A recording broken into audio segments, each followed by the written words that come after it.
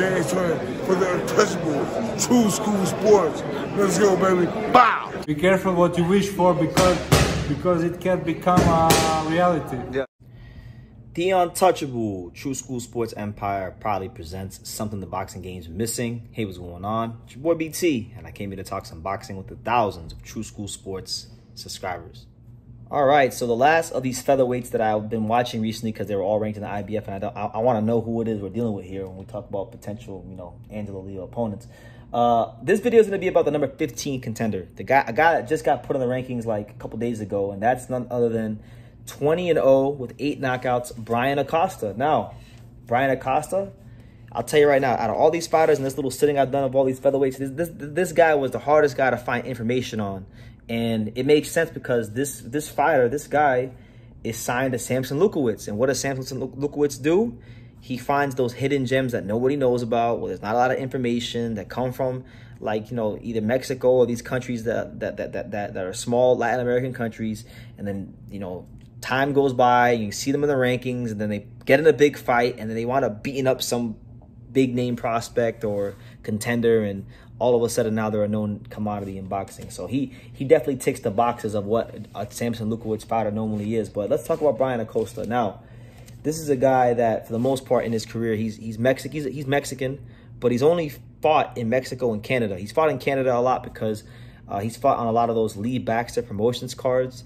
Lee Baxter is one of like the 3 major promotion companies in Canada. You got Yvonne Michelle, you got Eye of the Tiger, and then you got Lee Baxter. So he's fought on Lee Baxter cards, And then as far as his gym experience, guys he's sparred, and I feel like I've been saying this for everybody in this little series, but he's also sparred with Naoya Inoue and Takuma Inoue. He was also one of his sparring partners for the Stephen Fulton fight. So this is one of the guys that helped Inoue get ready for the Stephen Fulton fight.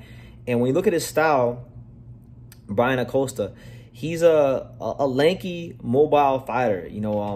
He's got like a Rafael Espinoza type of frame. He's not as tall as Rafael Espinoza, but he's a bit of a bigger featherweight. And this is a guy that I think even has a bit of Espinoza in him. He loves to throw the left hook. I think a lot of times from the limited fights he has on YouTube, I've seen him sacrifice his size to fight on the inside, which is a Rafael Espinoza type of trait.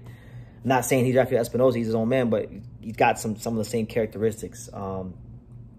There's just not a lot out there on him, but he's been pro for 8 years now. He turned pro in 2016, and they're moving him at a good pace. So look, this is a guy that I would fully anticipate.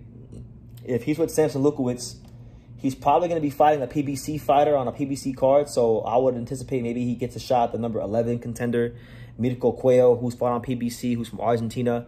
I think that's the kind of fight he'll be in, the kind of step-up fight he'll be in to announce himself to the world and show if he's really on that caliber. But again, long, rangy style.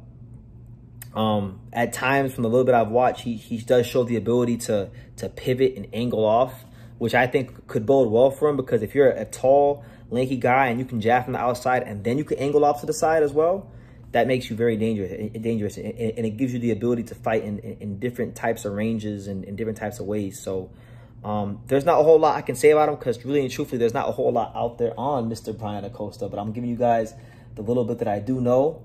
And yeah, the fact that he was in camp with Naoya Inoue for such a big fight, that should tell you a little bit that, he has something about him. He has something about his skill set. He made an impression on the right person to get into that gym, because you don't just get invited to Japan to go spar with Inoue. You got to make an impression with somebody, or do something in the ring, or have a reputation in boxing. So I'll definitely be covering Bryan Acosta more, and I got my eyes on him. We'll see what comes of him, and if Sampson Lewkowicz can make another diamond in the rough type champion out of him, or at least make him another diamond in the rough fighter that becomes a factor in boxing, and that disturbs the peace in this weight class a little bit. So yeah, that's my take on Bryan Acosta. I don't think he's the biggest puncher, because they call him a boxer puncher. I don't think he's a boxer puncher. I think from what I've seen, he's more of a guy that swarms you. He's a more of a long rangey volume puncher. He's not a boxer puncher. A boxer puncher is someone that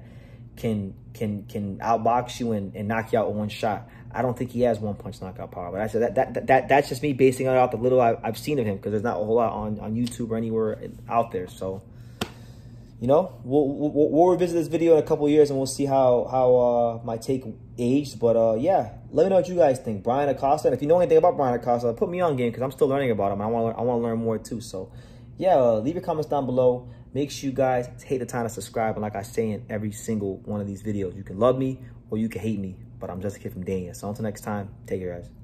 Thank you for watching another video on the untouchable True School Sports Empire.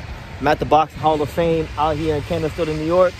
And for more great boxing content just like this video, make sure you click and subscribe right over here.